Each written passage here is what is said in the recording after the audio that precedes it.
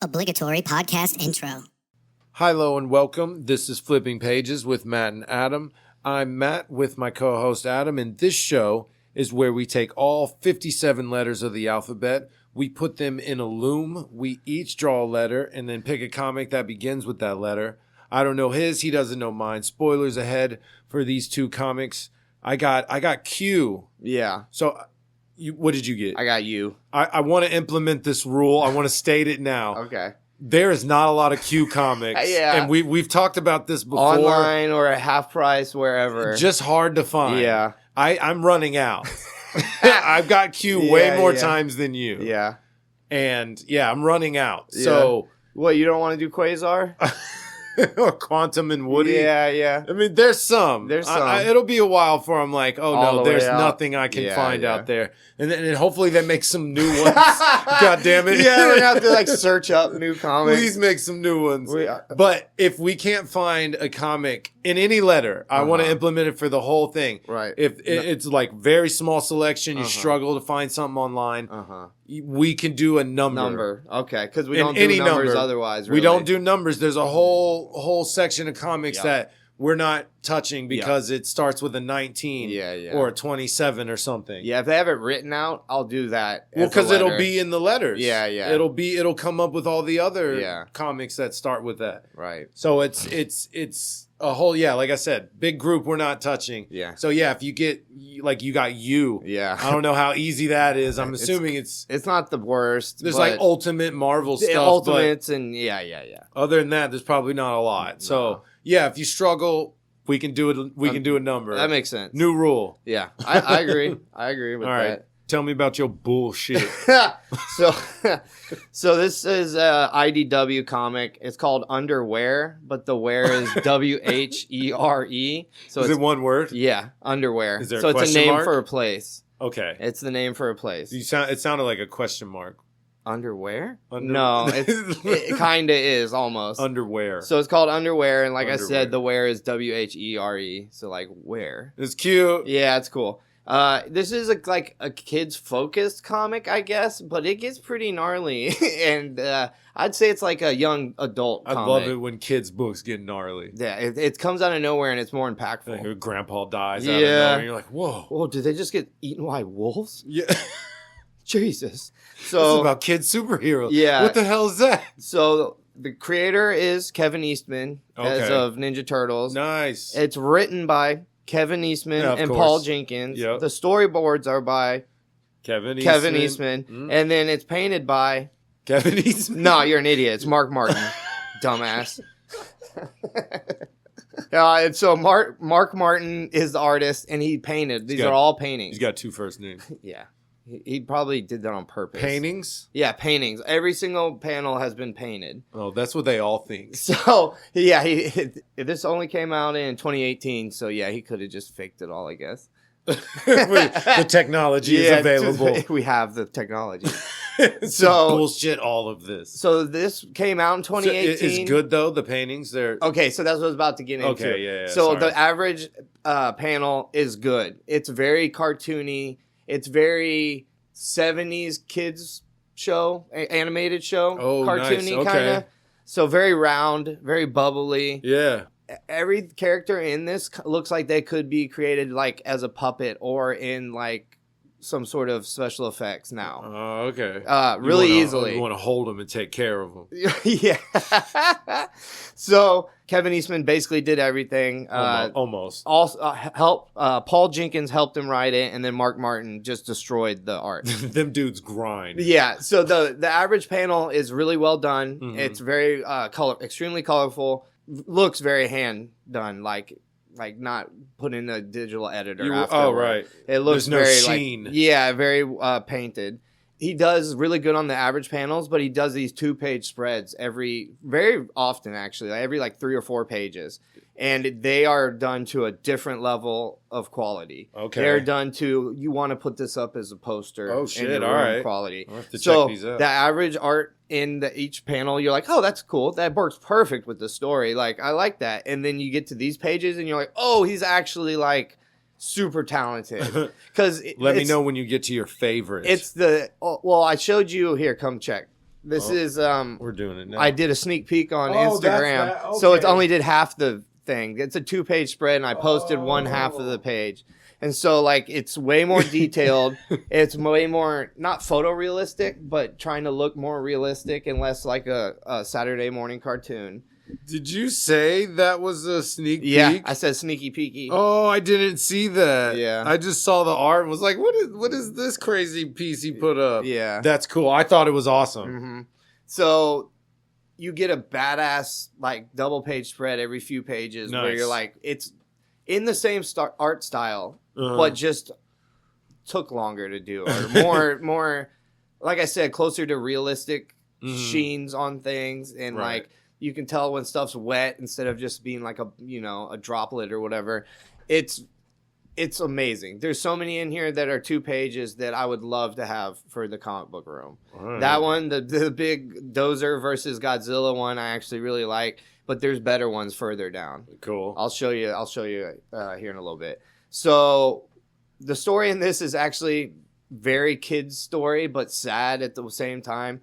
Our main character, Jake, his grandpa died, and him and his mom were living with him for a while.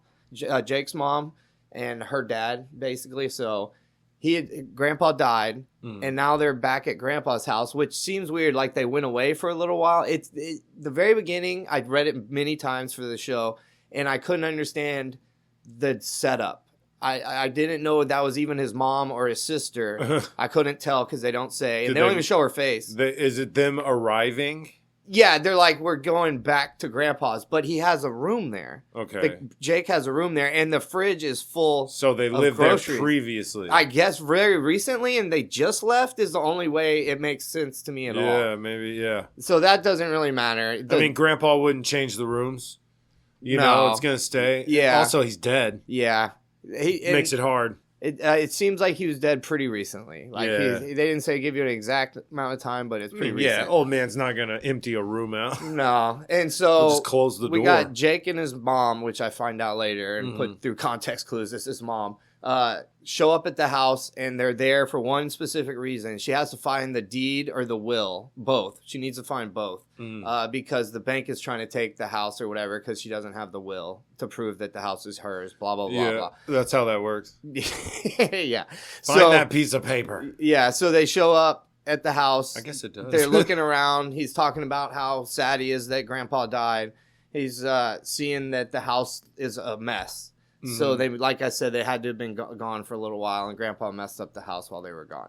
So the mom's like, he's already daydreaming, Jake. He's already dreaming about Godzilla and fighting it with a bulldozer and all this stuff. His mom's like, focus for me, bro. This is very important. We have to find this will or deed. I don't remember which one it was. Doesn't matter. Well, I'll call it the will. We have to find the weed. No, we'll combine the two. Yeah. They need to find his stash of weed. The dill. Yeah. The dill weed. Oh, God. I liked it. Nice. So he gets snapped back to reality for a couple seconds. Oh. And his mom's like, focus, I need you to find it. Help me find this. Go into your room and search your room. So he goes into his room. It's all nasty looking. He's climbing. As soon as he starts climbing under his bed, he like goes into his imagination and he's like in caves. Yeah. Immediately. So he's like going into a cave and he finds a letter from his grandpa talking about, oh, I miss you. I have a treasure for you, and you need to go on an adventure and find the treasure. This is a real letter? Yeah. So Grandpa knew he was going to crawl up under there to play and stuff? Yeah, I think this didn't necessarily have anything to do with the will. Yeah. This is like separate. Yeah, it's he like set a treasure hunt for his grandson. And it wouldn't be the will. You know what I mean? For a treasure hunt. As far as a kid. Yeah, a kid would be like, what the fuck is this? Here, look. Here's we see in his brain what he thinks the treasure could be. Is it a helicopter? Is it a million video games? Or is it a Christmas seal? And it's a picture of a seal with a Santa hat on. Nice. I like the way this kid thinks. Where are you going to put it? But okay, whatever, kid. So that's what he's thinking. And then he immediately goes into his imagination. He's a pirate on a ship. He's like, I'm going to find this treasure. Nice. And so he's running around, and he runs down to Grandpa's fridge. He finds a can of like Cool Whip or something, or maybe a soda. I guess it's a soda. He grabs it. He runs back upstairs. He's looking in the attic for the treasure. He finds the box, basically. There's like a shaft of light coming through the ceiling, and it's shining on a box. He goes over to the box. It's hard to open. It's a long rectangle. It looks like it would hold chopsticks. Like if you've ever seen one of those like ceremonial little boxes, it looks like that. And he's having trouble opening it. He finally opens it, and there's a medallion in there. He goes, "This is Grandpa's medallion. I've seen him wear it a couple times. Is that the treasure? Like, well, that's not that big of a treasure, whatever." So he's walking down the stairs, and he goes, "Well, I guess I'll try it on." He puts it on, and it goes into a cool scene where he like starts falling down the stairs, but falling through reality, basically. And the way they represent it is cool. He's like a big red shape, and then he's big blue shape, then he's big tan shape, and then he's big green shape, and he's getting smaller and smaller. Super small, and falls into the soda can that he was carrying. So now he's in a soda can. He falls, he lands, and he like comes to. He's like knocked out or whatever. And he goes, "Oh man, what the hell was that? That was weird." He opens like doors, and he's opening the doors on the side of a soda can, and he comes out. And the medallion is stuck to the top of the soda can. And the soda can has straw legs with bottle caps at the bottom. So it's got like landing gear now. So it looks like a bootleg spaceship. Okay. Looks like a terrible spaceship. And he walks out, and he's in like a fully fantasy land. Completely different. There's mountains in the background. There's a big lake in the middle. Yeah. He's looking at a giant forest, and he's like, "Dude, I think I'm done with the pretend. Like, I'm out. Like, stop this." Because he's really into his own mind and pretending. So for a second, he thinks this is normal, like his normal pretend imagination. Realizes real quick it is not. He's scared all of a sudden. Oh shit, this is real. Yeah, exactly. He pulls one of those, and then he hears galloping coming towards him, like loud rumble galloping. So he runs up to a tree, and he starts hiding in the tree, and then a guy down below him starts screaming at him. And the guy says, "Out of my tree, boy!" And he falls. That scares him. He falls. Hits the ground, and then we meet our second character, Click Click the Brave. Click Click. Click Click the Brave. And don't call him Click. Oh, he don't like that. That's too informal. So he's Click Click the Brave. Okay. To you. Yeah. And he's yelling at Jake. He's like, "What are you doing here, kid? Get out of my tree." He already fell. He goes, "What are you doing here? Get the hell out of here." And Jake's like, "Who are you? What's going on? Why are you so mean? What's happening?" He like spills some questions out real fast. And then they hear, Click Click hears the rumbling, and they go, "Oh crap, we gotta hide. We gotta hide." Jake is like, "Why? What's going on?" Like he's being an idiot kid. Yeah. Oh, by the way, he looks like he's 7, maybe. Wow, okay, young. So yeah, he's little. That will help understand the story a little better. Yeah. So they don't hide. They basically don't hide. And we also meet Hugo, who's a grasshopper at this time. He's the third member of the little crew. Okay. So it's Jake, Click Click, and Hugo. And Hugo doesn't talk human speak, but he definitely says he can talk in like grasshopper, and he talks to other beings in grasshopper. Oh, okay. So what runs up on him are called the raticals. Like raticals, not radicals, but raticals. And they're weird. They're weird, like, I don't know, some sort of beetle or bug riding rats as their mounts. Oh, no, I don't like it. So there's like 4 or 5 of them, and Click Click the Brave proves to be actually super brave. I thought it was going to be like a joke name or whatever, you know, tiny for the huge guy or whatever. Right. And, but no, he's like, "It's too late to run. We fight." And he like runs at the squad of radicals, and he's by himself basically because Jake ain't doing shit. And Hugo's hiding. Which one? Click Click. Click Click's a weird monster guy. He's blue.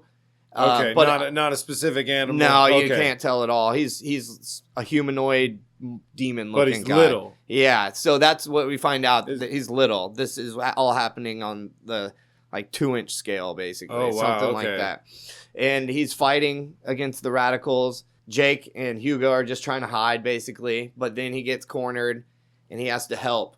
Jake does. So he uses a sling. He pictures in his mind David versus Goliath, like from the Bible. Yeah. He goes, "Huh!" And it's like one of those. And he grabs the sling, and he slings it at one of the radicals and knocks out the mouse and like a rat, and they flee.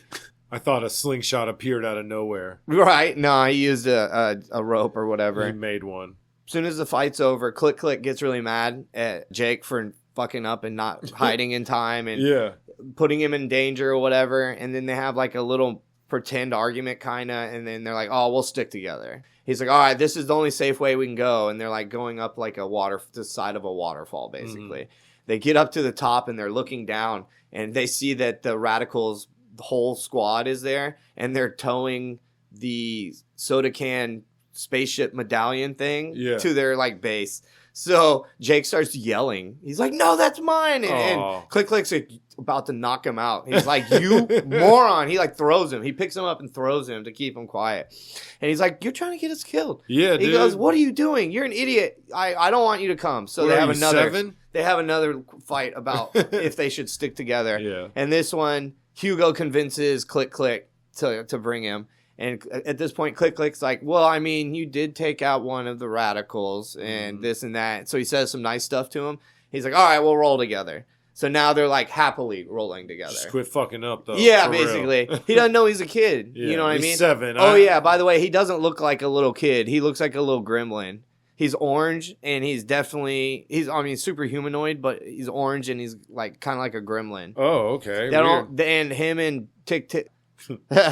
him and Click Click don't look the same. They're like not the same animal. Click Click has a nose. Jake doesn't have a nose at all. Oh, weird. And like, they're both very humanoid, but they're not the same. Shattered the whole movie in my head I was watching. Yeah. That's crazy. Your mind pictures. Yes. So they're cruising, and Jake's like, hey, I need to get my spaceship back or whatever, my time machine, whatever. He calls it something weird. So they bring the spaceship to Dr. Static's place. He's like the head bad guy in this world. I was waiting for in this Underwhere. Guy. Yeah, so he's like a mad scientist. Yeah, in Underwear. Wait, that's what it's fucking called. I forgot. So Dr. Static's the big bad. He's like a mad scientist. He uses 2 balloons that he rubs together to create static electricity, and that's how he gets his electricity. Are they huge? They're big compared to them. Yeah, okay. So it is... They are just little. So like in the forest, but they're just in like a patch of grass? Yeah. Okay, got it. Actually, the whole thing's in the house. So the house has turned into Underwhere, where you're 2 inches tall, and like couch is mountains. The like whatever leaky spot is a river or a lake or whatever. So that's what's going on. Okay. You can tell immediately that that's what's happening, but they actually try to act like it's a big reveal later. Oh, so I was gonna wait for that and be like, yeah, it's actually, if you couldn't already friggin' tell. I thought it was that because I mean, what does it look like a couch or is it mountains? It looks more like it's like a good mix of both. Okay, so and then there's real trees around, or like there's most of it up close looks like a real forest or whatever. Uh-huh. It's just when you scoot back, because they're little, you scoot back and you can like, in the background, those mountains kind of look like a couch or whatever. Okay. Later, they go near the washer and dryer and the oven and stuff, and it's like skyscrapers to them, basically. Cool, okay. So this is where he finds out about Dr. Static. Click Click explains, Dr. Static has your thing. We can't go in there. He has like a castle, this and that. And he goes, well, I need it back. It's the only way I can get home. We need a plan. And Click Click's like, I know. Hairball. Hairball is the smartest dude in this world. We're going to go ask Hairball, and he'll tell us the best plan. They get in a sweet boat, and they're trying to cross the lake to go meet up Hairball. So as they're crossing the lake, they see like a ripple swimming around them, like something big under the water. And Click Click's like scared immediately. He's like, oh, crap, paddle faster. And Jake's like, what is it? What's going on? And he doesn't want to say. And then a huge like fat guppy, whale, shark, I don't know, stingray mix jumps out of the water. But it's basically like a ball. It's just so fat, and most of its body is its mouth. Oh, yeah? It's got like weird 6 eyes, a bunch of shark fins on its back. Like, it looks crazy. Kind of like a tadpole with teeth, honestly, and a bunch of eyes. It jumps out of the water, and he goes, it's a belly flopposaurus.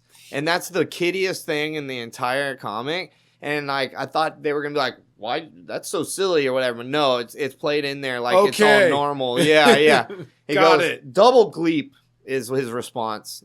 He goes, "It's a belly flopposaurus." Oh, double gleep. So it's like his curse word. Like, oh crap! Fuck. Yeah, exactly. Double gleep. So he goes, "What does it do?" Using that. And he goes, "Well, it jumps in the air and splashes next to you and knocks you out of the boat, and then it'll eat you." And they're like, oh no. So they keep swimming. It jumps out of there once, lands next to them. They don't go out of the boat. It does it bigger this time, and it lands right next to them. And they get flung off the boat, but so far they fly through the air and land on land, like super far away. Like they weren't even really that close, but it launched them so far. So they fall onto land, and they all get like dizzy, but we see Click Click. He's like stars and spirals around in his vision, and he's like passes out. He like, completely passes out. They all wake up, and he's like, "Hey man, we're actually really close." Click Click's like, "Hairball's just right over there in that cave." Like, and Jake starts getting scared, and he's like, "Hey, why don't we go see Hairball tomorrow? Like, let's wait till tomorrow." And he's like, "Dude, we got to go get your spaceship or whatever. Let's go. Let's talk to Hairball." So as they're going in, we got some weird guys that warn them. They're like, "Hey, y'all are idiots. Don't go in there, Hairball. He's gonna eat you. Like if he doesn't like you, he's gonna eat you." And they're like, Hairball will. Yeah, they're like, "Nah, it's all good." Click Click's like, "I know Hairball. Me and Hairball go way back." So he's like, "All right, bro, go on." So they go in and they're tramping through a gnarly cave, and they walk up onto Hairball. Hairball looks awesome. He's like a squid with eyelashes, and his whole back of his body looks like a sea anemone. So a bunch of fleshy tendrils, and it's all purple, and he's got junk stuck in it. So like all in his tendrils is like a leaf and a rock and a match and a paper clip and stuff like that. And he looks gross. Oh, really? This is one of the 2-page here. Look, it's worth it. This is one of the 2-pagers where he does better. So this is really well done. He did the eyelashes. Yeah. the eyeliner. He's got eyeliner on. All the way around, yeah. Yeah, all the way. Mascara, right? Raccoon. Eyeliner and mascara. So all the junk in is it's not as gross as I was picturing. Yeah, it's not it. painted to be gross. Yeah, just you could think it was gross. He's gonna help that guy out, man. Yeah, let me get all the shit off your back. There's a cigarette button there, I actually see. I didn't notice that before. We got a button, hairpin, a straw. He's got a bunch of nasty crap. I wonder if he's in pain because of it. So they come in and Click Click's like, "Hey, what's up, Hairball or whatever," and starts talking. He goes, I knew you were coming." And so they ask him the question. They're like, "What are we gonna do?" He talks to him and he's like, "Hey, y'all have to go in and stop him. It's more important than you think. The medallion will help him.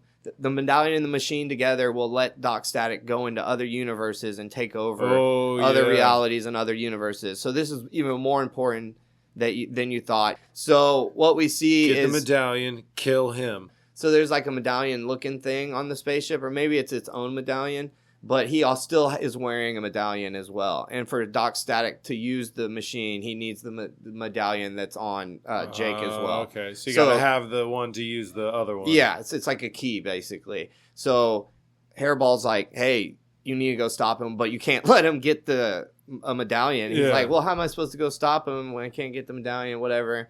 Get good. Yeah. He goes, "You're a lot stronger than you know." They're like, all right, we need to go do this. So they're like just shredding it towards Doc Static's place, which this is just a house, so it really doesn't seem like it's that far, even though they're little.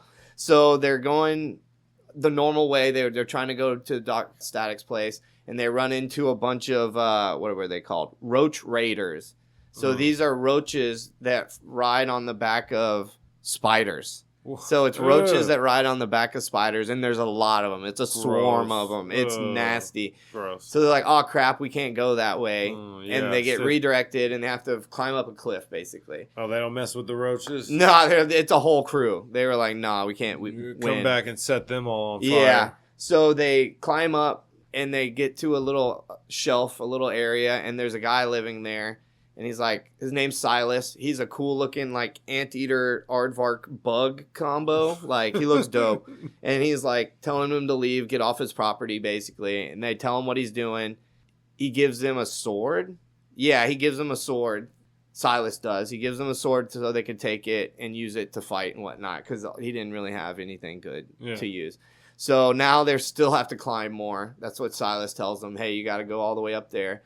So they climb all the way up to like, I guess the cushion part of the couch, basically. Yeah.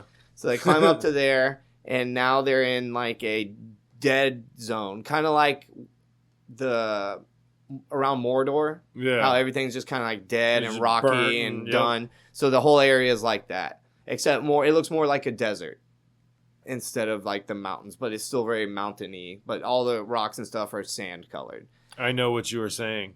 All right. So they get up there and they're like, what the hell? This is the result of Doc Static's influence. He's ruining our reality. So his experiences or experiments, whatever he's doing, is destroying the land around him. So he's like magical / doctor. So there's like a magical death wizard that he's scientist. like, basically That's psycho scary. wizard scientist. Oh, that's he's scary. like his influence is killing the area around him. So they hear a noise and then they find a hot ass fairy stuck in some trees, and they're like, hey, what's up?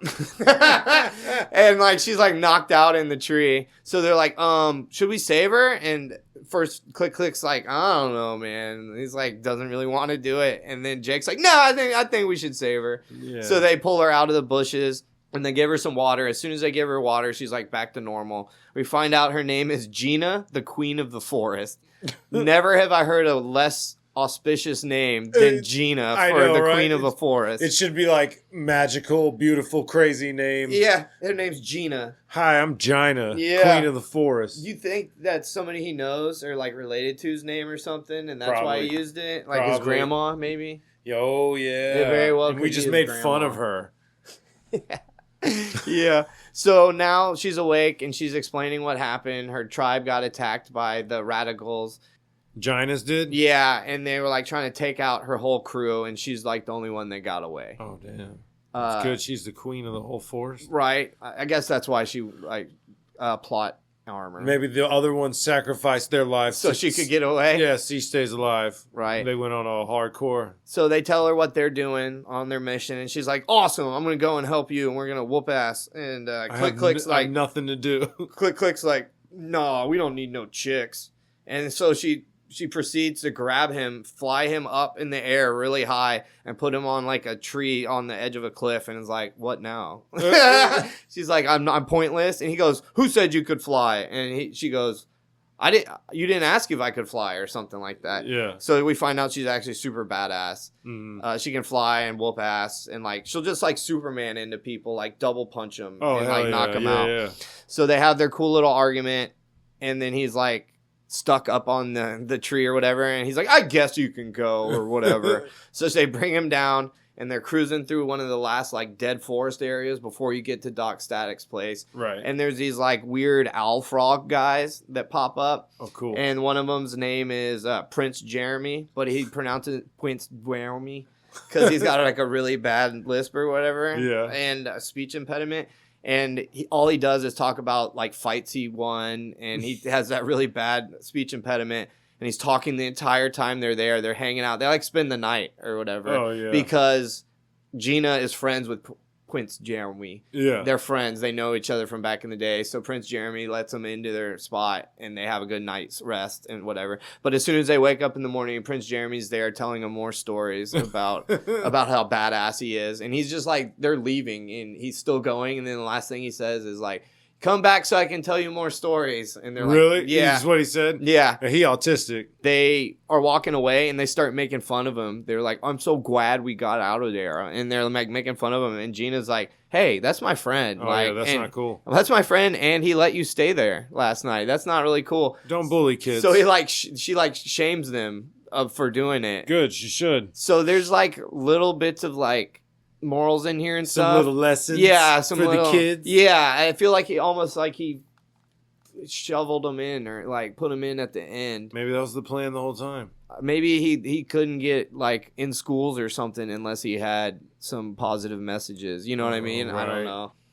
They left Prince Jeremy's place, and now they're getting to the actual area that's Doc Static's. They call it Electricity. It's got the dishwasher. It's got the dryer. Yeah. It's got the stove. It looks like overgrown skyscrapers.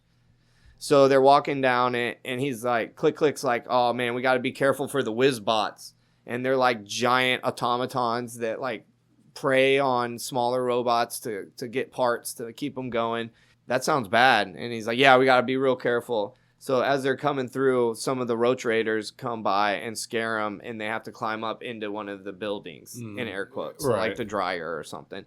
So they go in there, and as they're in there, they get like accosted by a whizbot, but he's the worst one that he could think of.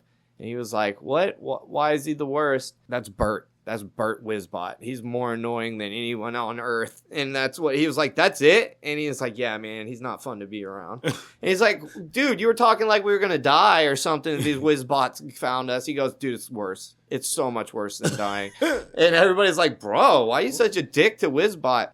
Bert the Whizbot. Bert. And immediately find out he is the most annoying being in the entire universe. He's just talking the whole time, talking some bullshit, like, just ridiculous. Doesn't stop. Yeah. He's like Deadpool on Overdrive almost. Oh, wow, that's bad. But like way cornier. He is a can of cream corn, so I thought that was cool. Yeah. He's really corny, and he Very is corny. corn. So he's like, I'll help y'all. And they're like, nah, man, we're good. Don't worry about it. He's like, no, I have like powers and stuff, and I'm actually really badass. And they're like, no, bro, just leave. Please leave us alone. He finally convinces them. He's like, convinces them by crossing a huge gap that they couldn't have got across with. Only Gina was able to fly across. Jake and Click and Hugo couldn't get across. So he uses a plunger rope, Whizbot does, and he shoots it across, and he grabs the rest of the guys, and he pulls them across, and they're like, all right, I guess you're part of the crew now since you got us over here. Fuck it, why not? Yeah. So they show up to...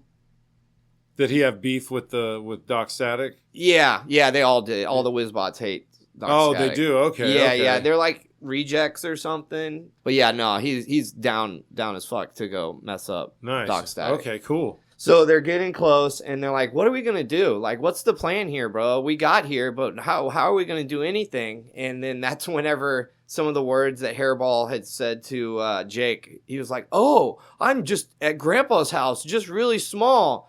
So this whole time, he hadn't put it together that he is in the micro version of his grandpa's house. This is supposed to be a reveal. Oh, right, and right. oh, that did look kind of like a couch. Like, it's for kids, I guess. Like, maybe they would have been surprised. It is for kids. Jake's like, oh, I can use my power of knowledge of my grandpa's house, and I'll be more powerful than any of these rubes or whatever.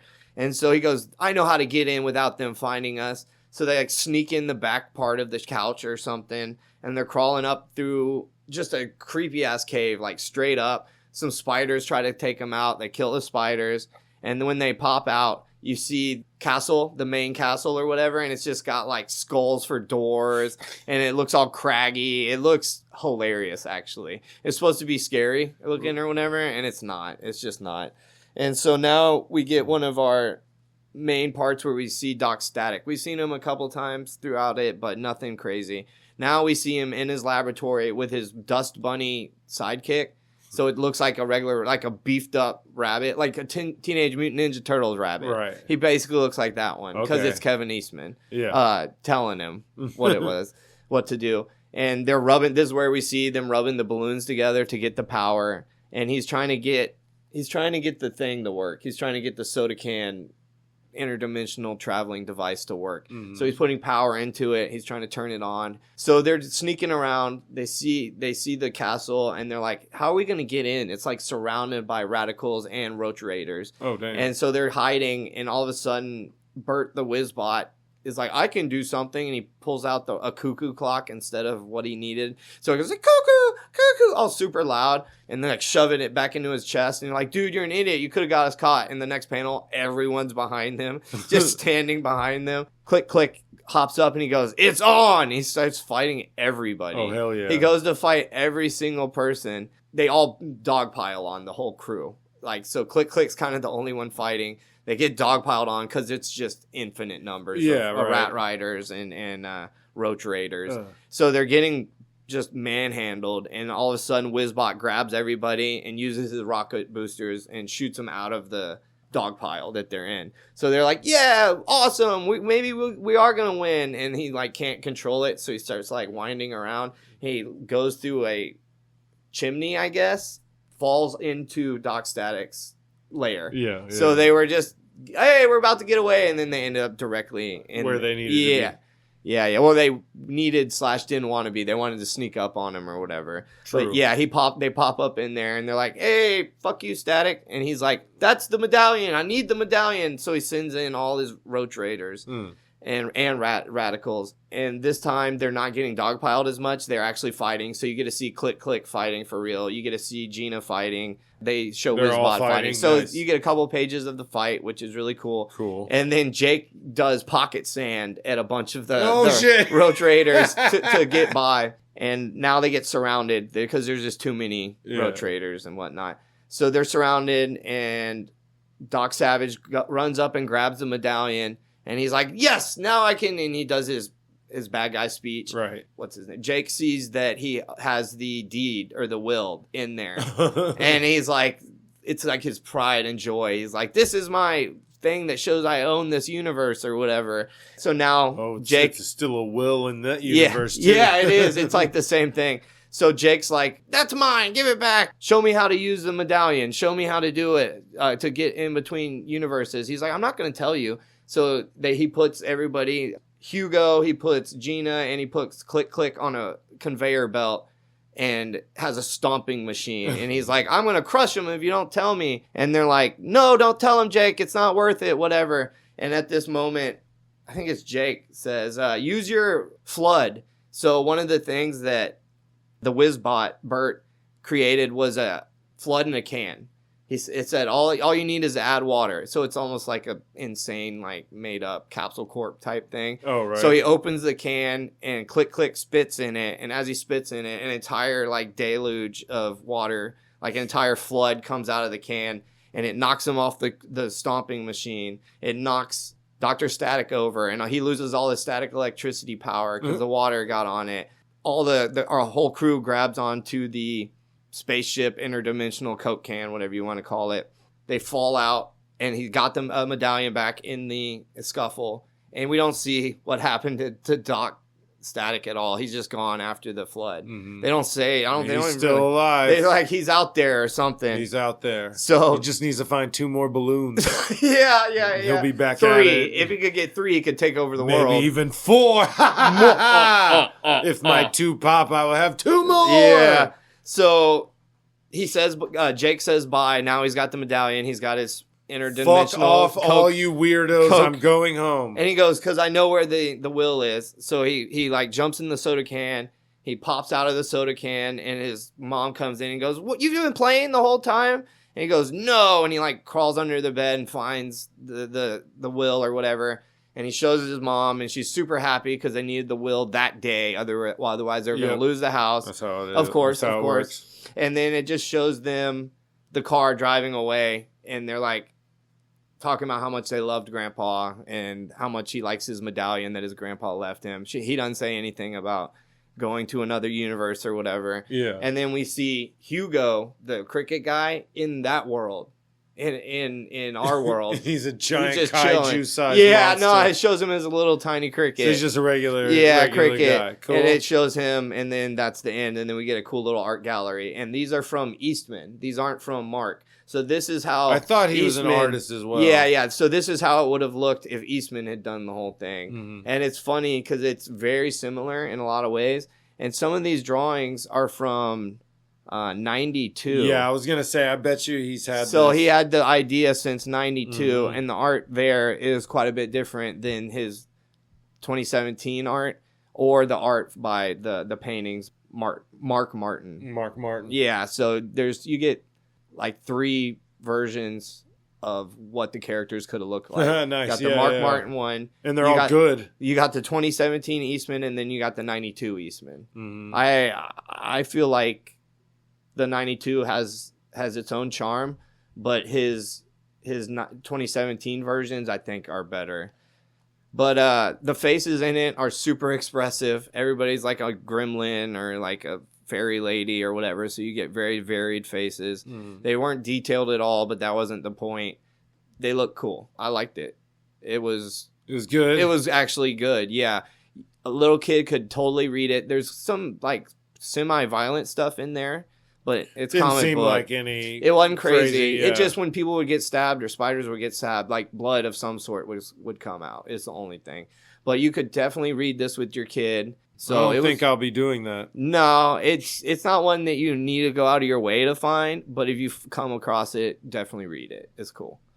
I got Q. I got Queen of Bad Dreams. Okay. It's a Vault comic. I've joked in the past that Vault just has a bunch of comics that start with Q. Mm-hmm. They have 3, which I still think is crazy. They have, which I've done now 2 of them. I did Quest Aside. Yeah. And then there's Queen of Bad Dreams and then Queen of Swords.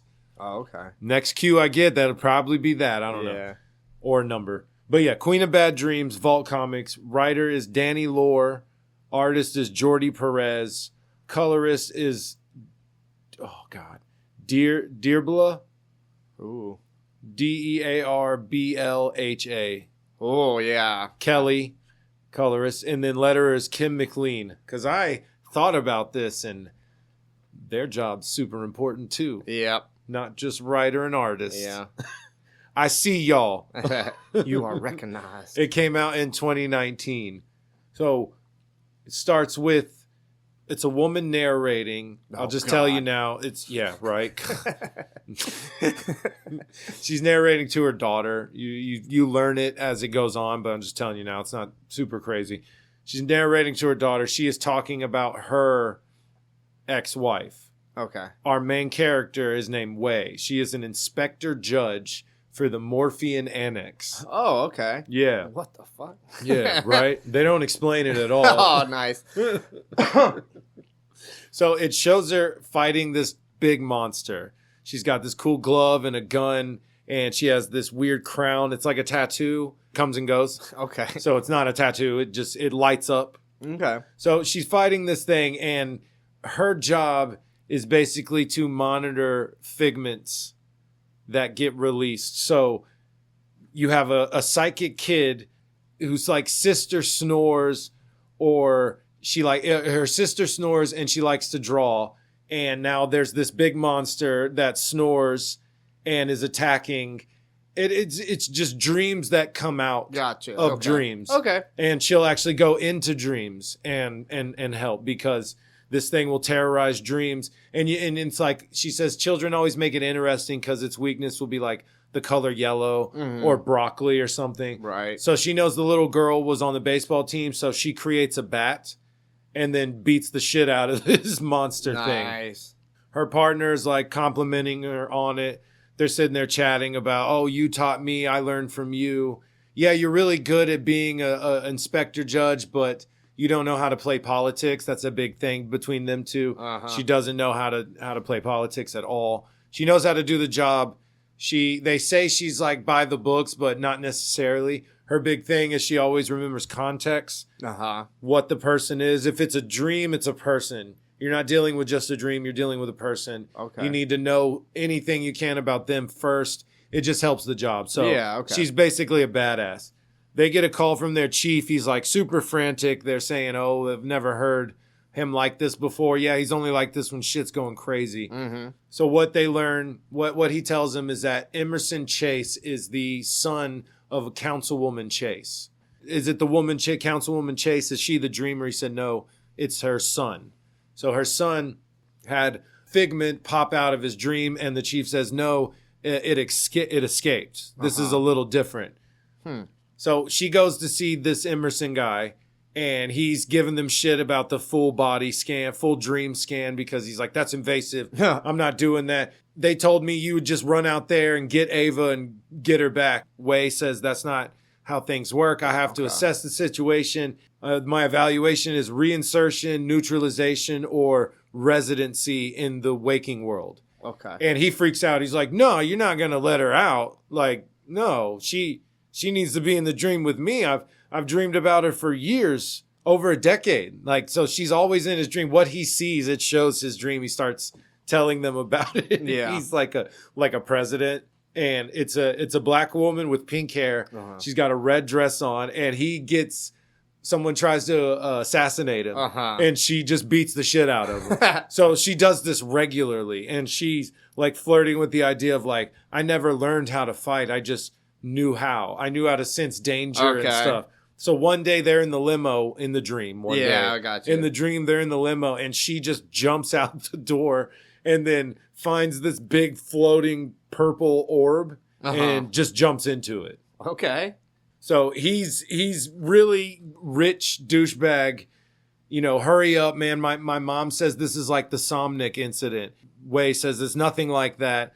The Somnic incident was a very powerful psychic child released multiple figments out into the world that killed multiple people. Ooh. Really crazy incident, big incident in this world. Everybody knows about it? Yes, it's very well known. The world is modern day.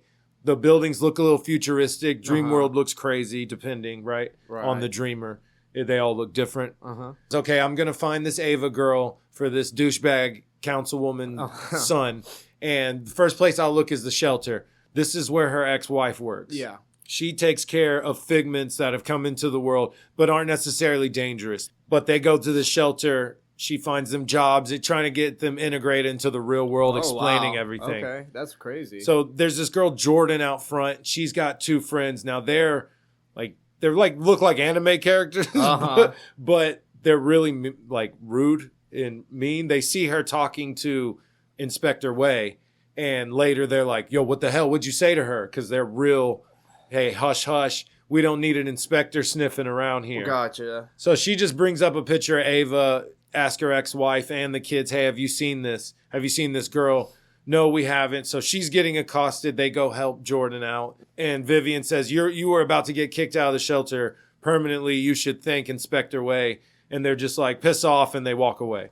Inspector Way takes her office room, I guess, and starts interrogating her. Hey, have you seen this girl? She's like, yeah, I have seen her. I'm also friends with your daughter. She's really nice. Cool. Where's Ava? And she goes, do you know the 80s karaoke night in Pillow Fort? So she goes there, and this girl's just on stage, just belting out some 80s tunes, just jamming. She goes up to her, tries to be sly, cool line here and there, and then she finds out she's an inspector, and she's like, oh, you work for the Chases. So she bolts. She does chase after her, but she finds her like she's about to steal a motorcycle, and she's like, listen, we're not doing this tonight. I'm not here to drag you in. I just want to talk to you. She kind of like, I don't believe you, and then she takes off on this badass motorcycle. It looks pretty cool. The art is very good. It's very well done. I enjoy it. It gets wild. The faces.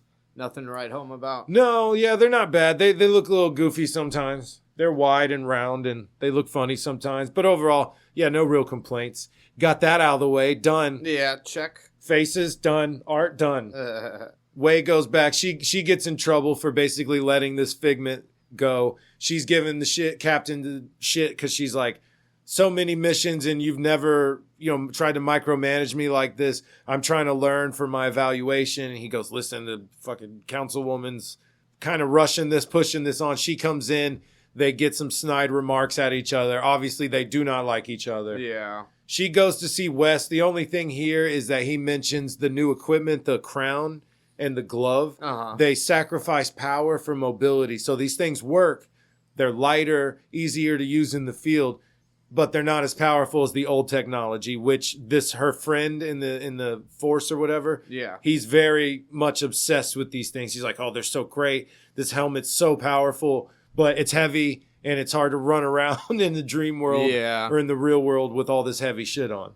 So she goes back to the bar, the karaoke night, talks to the bartender. Hey, let her know. They're like, dude, you're just going to arrest her. She's like, no, trust me. It's not what it's about. She's actually can hear them talking. So when Wei goes home, Ava's in the house waiting for her.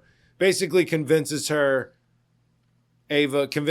hey, I'm not here to just haul you in. Yeah. I'm not working for the Chases. I evaluate. You're either going to be put back in the dream, killed, or you're going to get residency in the real world. Yeah. So she asked her to start explaining it. So shows her dreams, regular dreams. When he was in high school, he had dreams of getting bullied and she would beat up the bullies. And it progressed all the way to him being in political position where she's like a bodyguard or a first lady or something.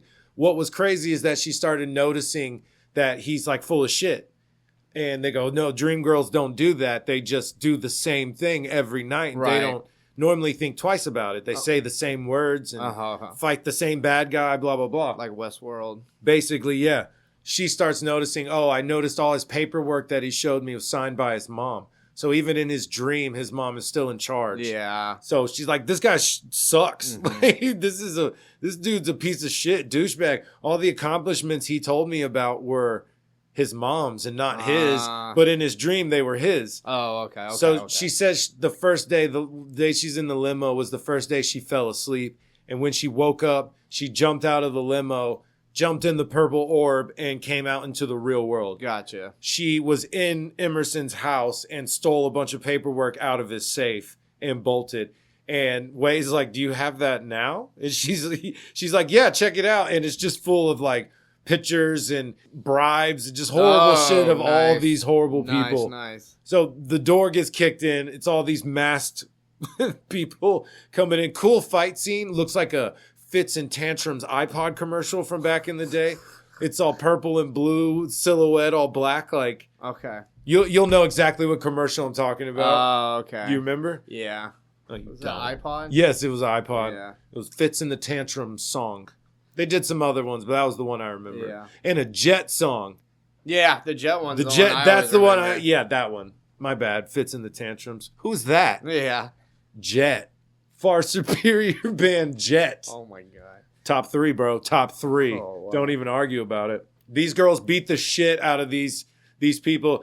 And Ava says, how do you know they're after you? And she goes, I know this girl. She took off the mask. It was the 2 asshole girls earlier that were giving shit to Jordan. Okay. So somewhere they got hired to go after them. Yeah, that's what I was like, what? Okay. It all comes full circle. Okay. Right? It all comes in. You'll learn, Adam. I'll explain it later. Please. Not right now, but later. Okay. So this one picks up, it's Celine. Everyone's at Vivian's house, her ex-wife. Mm-hmm. She brought Ava there. Their daughter Celine is there. And Vivian's mad. Hey, don't bring your work world into our daughter's world. Vivian's narrating this whole time, talking about Way is the most favorite parent, even though she's like never around. That's why we got divorced. Blah, blah, blah. She sucks. I wish she didn't have this job and I got more time with her. The daughter thinks the same thing, but still loves the shit out of her mom. Right. She goes in to talk to Celine. Celine's like, that's your girlfriend. That's why mom's mad. Right. She's like, no. That's a figment. Like, right. She so escaped other people a dream. know about that. It's a normal thing, right? It's not weird, no, because the annex is like a giant building. Okay. It's like a police force. It just context happens. of what you were saying, it seemed like it was a normal thing. Yeah, well, you have psychics out in the world, and those are where the figments come from. So yada yada yada, talking to her daughter, hey, chill out. It's not that. She gets called away. She gets to a meeting with Emerson Chase. He's being a total rich douchebag. What's hindering this? I want Ava back in my dreams now. Yeah. He's not saying it around his wife, and Way is like, does your wife know what we're chasing? Yeah. You know it's a girl, right? You know it's a girl he's been dreaming about for a decade, and she doesn't want to come back. So what you find out, there's a lot of back and forth between the daughter and Ava, Inspector Way and Emerson Chase talking to each other. Gotcha. What you find out is Selena, their daughter, is a figment. They wanted a kid so bad. One day they went to sleep, woke up, and there was a little baby.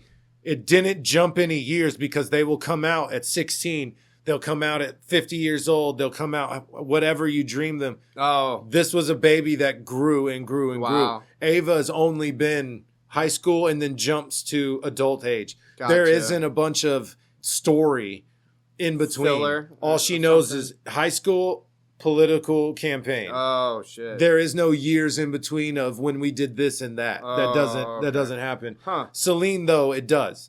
She was born as a baby and raised and not skipped ahead based on the dreamer, which the dreamer is both of them. Power of love, Adam. Lesbian love. It's strong. Oh, I forgot they were lesbians. There's 2 wives. There's 2 moms. There's 2 wives and 2 moms. So he ends up talking shit. Your daughter's not real, and she punches the shit out of him. Gets in big trouble.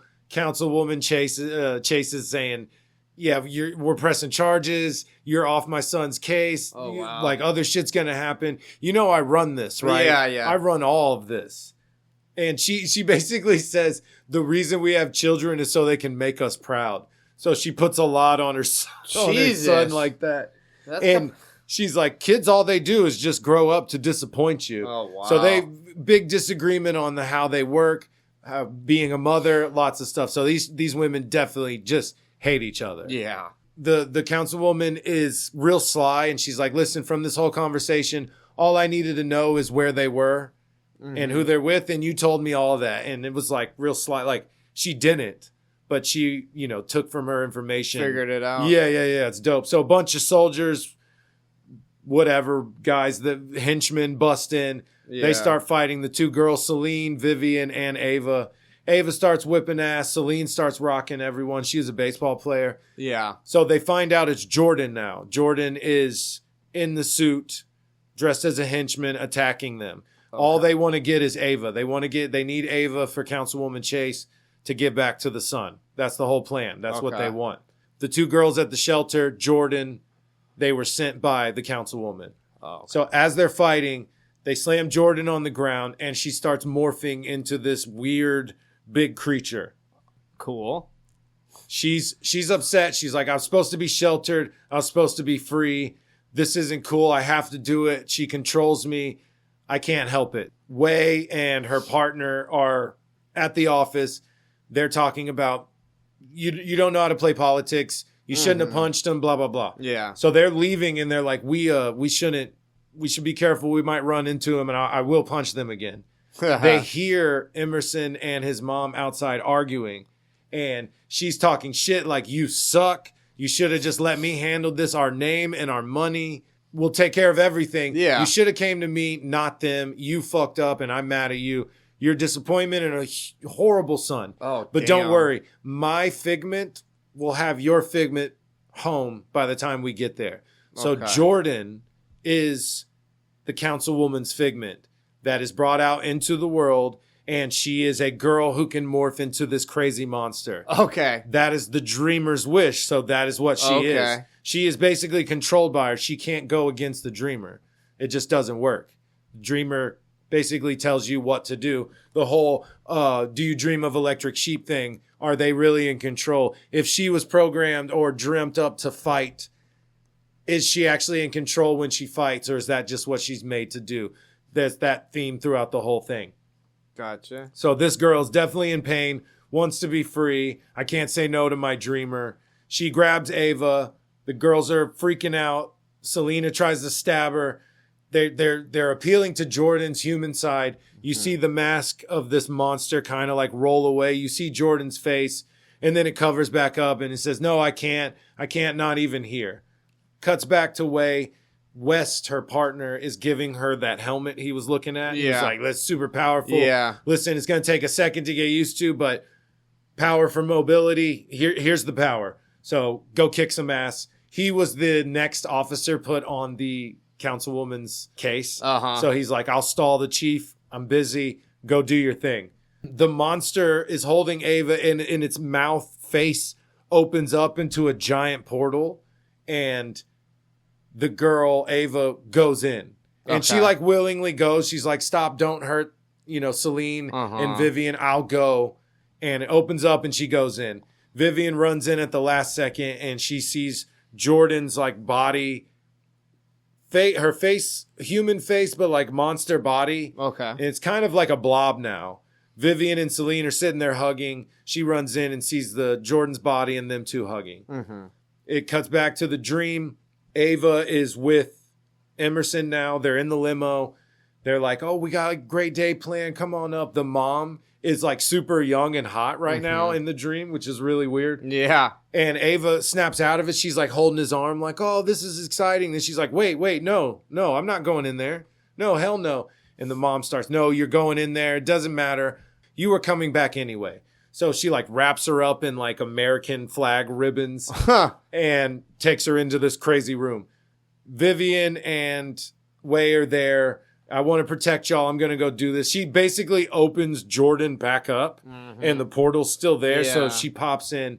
The narrator, which has been Vivian, gets interrupted by Celine, the daughter. And she goes, I guess this is where I take over, because she went in the portal with her mom. in the dream world, the crazy, trippy dream world, it's Wei and her daughter Celine. And now Celine is narrating. Oh, okay. And the dialogue's great. Don't get me wrong. It is really well done with multiple narrators and a main character that is not a narrator is super interesting. So I will say that. They go in the dream world. She's trying to make like a sword or a gun and it comes out like super huge. And Celine's like, I have an idea. She goes to grab it and Wei freaks out. But when they pull away, they both have like smaller guns. And she goes, oh, it works. It works. I knew it would work. She tried to make a gun. It was too powerful, too much power from the helmet. It became a big gun. So she grabbed it and it split apart into two smaller guns. Okay. So now they're blasting. They got their guns. They go in. It's like trippy. Oh, yeah, there's some weird entity that's trying to protect the dream world. It's just like big arms coming out of nothingness. They're shooting guns at it. They get past it. They find like a hospital bed. And it's the mom, Councilwoman Chase, laying in it with some weird other blue, like the arms, some blue caretaker that's holding the helmet. She's like, oh, Mom, that looks like yours. Oh, I think it is. They put it on her. And through the dialogue that she's having with this nurse robot thing, you find out she was responsible for that incident where all the figments popped out and killed a bunch of people. Big deal. That was her. They're hollering at Ava, fight it, fight it. It shows her. She has multiple versions of her son fighting Wei and Celine. Okay. And she's like, that son's dumb, but this one's stronger. He's younger, so this guy's stronger. You won't be able to throw him around like that. It's really weird. So she has the helmet on, and she wants to create the perfect dream. That's what she says, like verbatim. I want to create the perfect dream, and that's going to be the world is her dream. This powerful helmet might help her do that. Releasing figments as soldiers because she can just dream one up. Right. Boom. The dream world isn't stable enough to house humans, so Wei and Selena being there is like fucking it up. Oh, okay. So it's difficult, but once there's no humans in there and she has that helmet, she can basically do a lot of damage to the real world. Yeah. Okay. So she says that her son's real. I don't think he is because he also turns into one of these creatures. She says, I think she's saying my son is real, like to her. I think he's a figment as well because there's like multiple versions of him. Really? So really how this ends is Wei and Celine both create big ass baseball bats and start beating the shit out of the monster version of Emerson. Yeah. And then Ava gets more and it's just like, yeah, pops out of the ribbons and distracts Councilwoman Chase. And then Wei just hits her in the back of the head with a baseball bat and then takes the helmet off and puts it on. And then that's it. That's it? She's out of the dream world, but in the real world, she's in a coma. Oh, okay. And she won't come out of it. And when she put the helmet on, you saw the little weird blue monster robot stuff. Okay, yeah. Material. It just went into the helmet. So some weird bio-organic helmet or something. Yeah. Some shenanigans.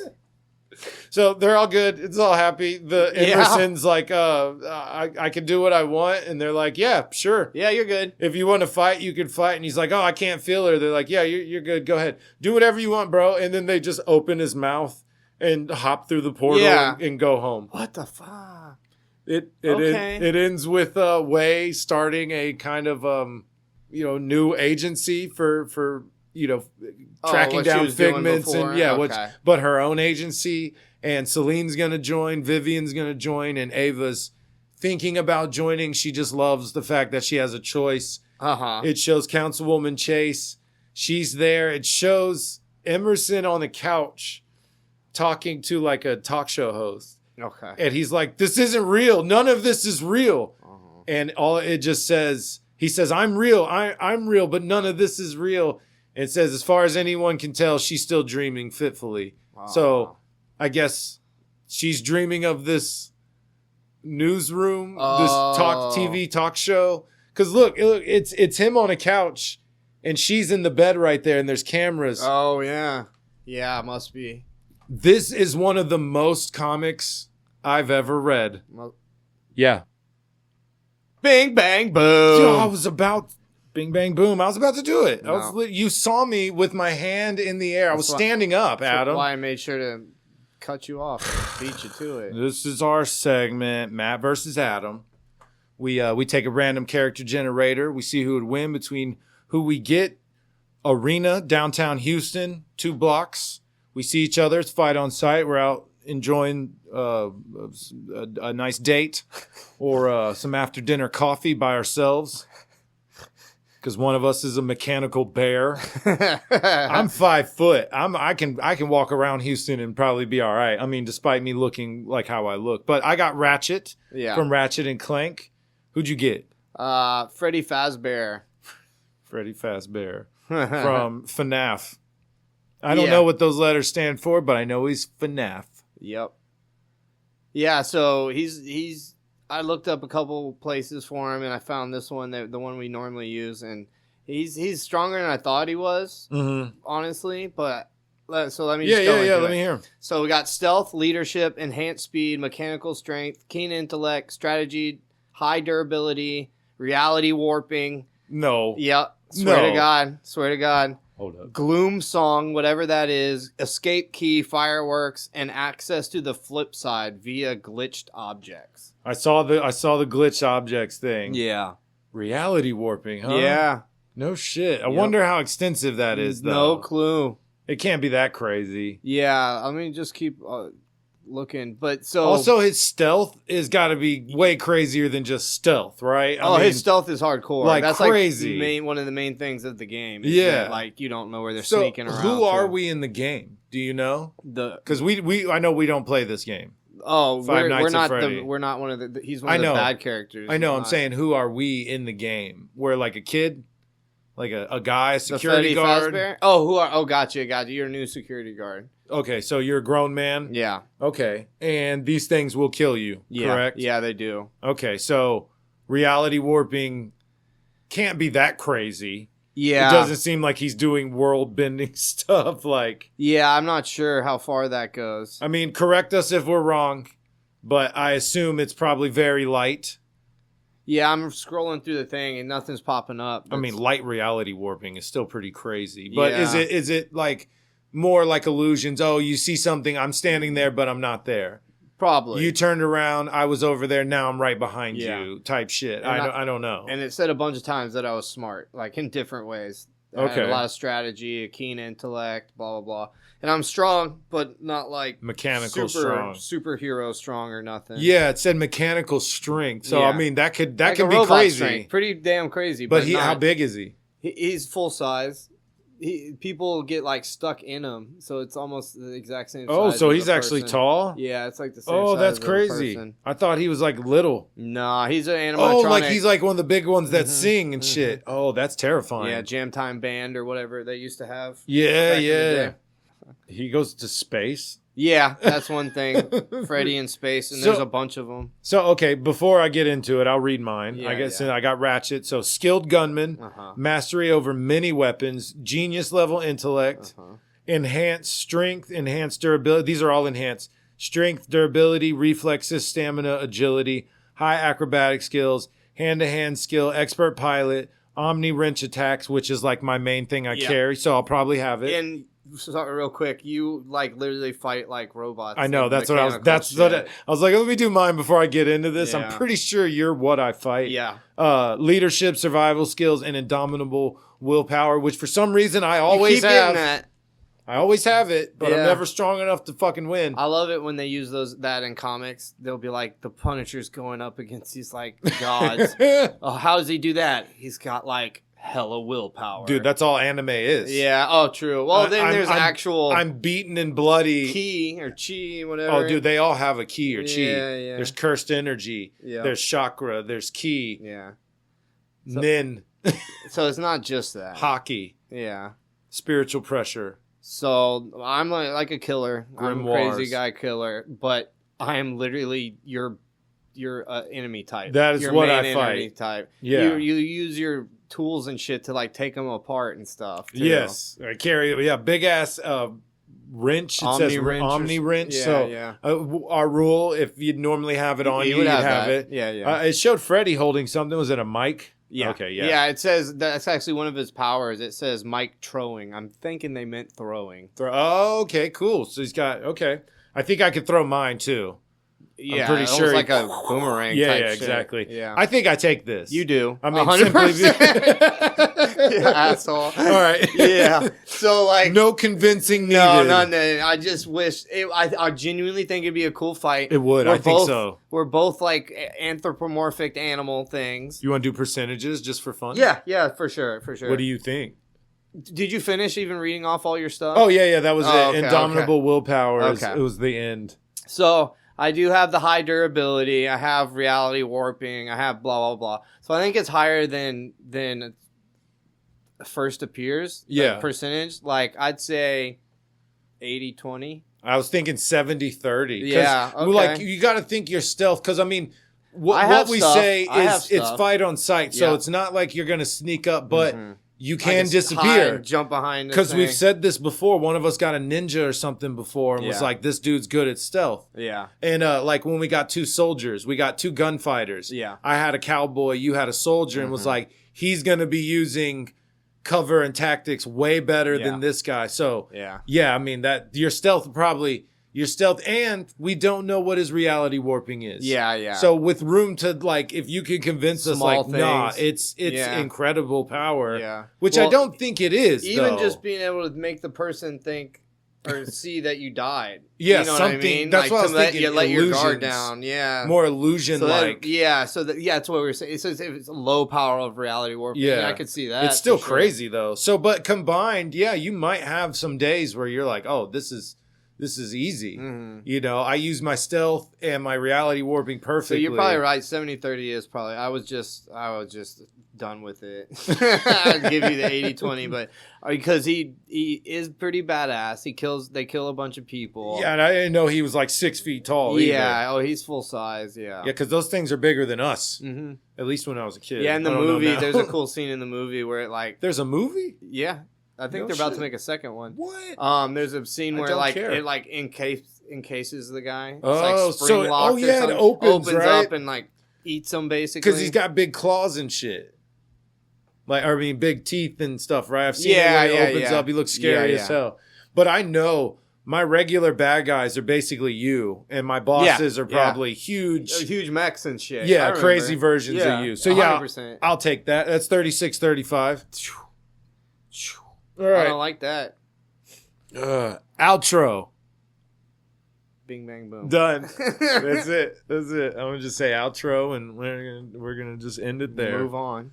All right. We are on Instagram at flippingpages24. We're on Facebook at Flipping Pages with Matt and Adam. New episodes release every Thursday on all podcast platforms. Dollar Bin episodes release every Monday on all podcast platforms. Both shows will be on YouTube on those respective days right there. Best way to support us, follow, rate, and review on your platform of choice. Follow, like, and subscribe on YouTube and the socials. If you've done that, we appreciate it. We're seeing those listens, and thank you so much. And if you are just listening and haven't done any of that, what are you doing, bro? No, I was gonna be like, fuck you. But no, thank you. Yeah. That's why we do it. We appreciate anything you've done to help us out. That's right. Very, very much appreciated. I'm done. Yeah, I said what I needed to say. Y'all have a good one. Bye.